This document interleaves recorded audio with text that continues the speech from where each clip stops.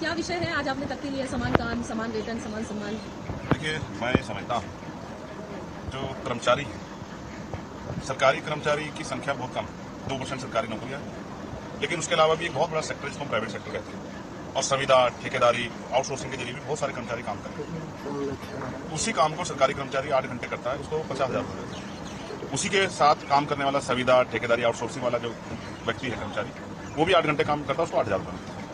ये जो वेतन विसंगति है, ये जो इतनी बड़ी गैर बराबरी है, ये गलत है। समान काम, समान वेतन।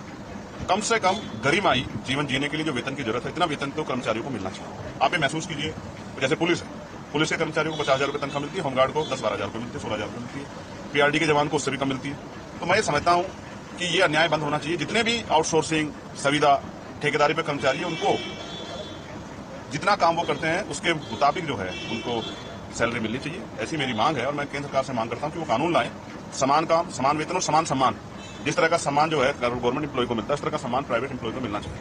कितने डिपार्टमेंट में हम जाते हैं, कंप्यूटर ऑपरेटर है, पियोन है, तमाम तरह के और काम करने वाले हैं, वो सबको सफाई कर्मचारी है। तो उनको अगर गरिमाई जीवन देना है तो उनको तनख्वाह भी, सैलरी भी अच्छी देनी पड़ेगी। आज 10,000, 8,000 में क्या होता है? किसी अच्छे स्कूल में अपने बच्चों को नहीं पढ़ा सकता आदमी। अगर कोई बीमार हो जाए तो 8,000 रुपये तो एक ही दिन में उड़ जाएंगे अस्पतालों में। कोई और किस तरह की परेशानी खड़ी हो जाए, कोई चोट लग जाए, कोई चीज बनानी हो तो सब जीरो हो जाएगा। तो ये गरिमाई जीवन नहीं। इसलिए मेरी मांग है समान काम, समान वेतन और समान सम्मान मिलना चाहिए। दूसरा सवाल ये है कि सुदर्शन रेड्डी जो है उनको वाइस प्रेसिडेंट कैंडिडेट के लिए नॉमिनेशन दे रहे हैं, लेकिन आप लोग नहीं देखेंगे, विपक्ष के साथ आप लोग भी हैं, क्या वजह है कि लोग नहीं देखेंगे? मेरी जानकारी में नहीं है कैंडिडेट बनाया, मैंने मीडिया से सुना है, मुझे अब तक किसने कहा नहीं है कि आपको आना नॉमिनेशन में, या आपको आना चाहिए। तो कोई बात नहीं, ये लोकतांत्रिक अधिकार और संविधान को बचाने के लिए हम अपने अधिकार का उपयोग करें। एक सवाल और कि एक महत्वपूर्ण बिल लाया गया है जिसमें सभी को लेके आया गया कि कानून सबके लिए तमाम, और इनको भी जेल जाना पड़ेगा अगर आरोप लगते हैं तो प्रक्रिया के तहत। लेकिन उस पर जो कल हमने देखा जिस तरीके से हुआ तमाम चीज़ें, उस पर आपका क्या कहना है?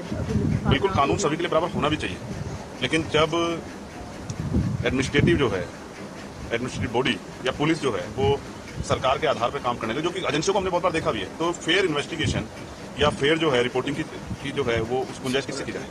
कई ऐसे अधिकारी, कई ऐसे एजेंसियां, कई इस तरह के मामले आए, जैसे ईडी को आप देख लो, कितने मामले दर्ज होते हैं, कन्वेंशन कितने मामलों में होता है, ये सबके सामने है। तो मैं इसलिए कह रहा हूं कि जब गवर्नमेंट जो है कोई कानून बनाती है तो वो अपने हितों को देखकर बनाती है। और मुझे तो जिस तरह का कल मैंने चर्चा सुनी, मुझे ऐसा लग रहा है कि जो उनके साथ नहीं उसको जेल जाना पड़ेगा, ऐसा मुझे लगता है। इस तरह का बिल जो वो लेके आए, उनका बिल सीधा कह रहा है हमारे साथ रहोगे तो मौज करोगे, हमारे खिलाफ रहोगे तो जेल।